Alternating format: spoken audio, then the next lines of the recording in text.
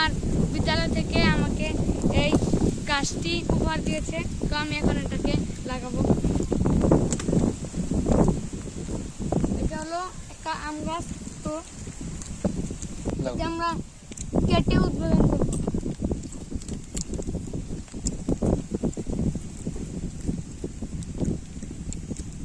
এখন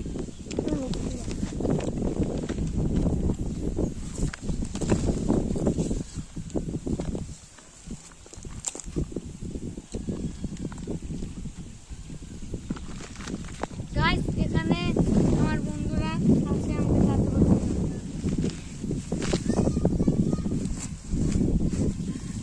আমরা এখন মাটি দেব।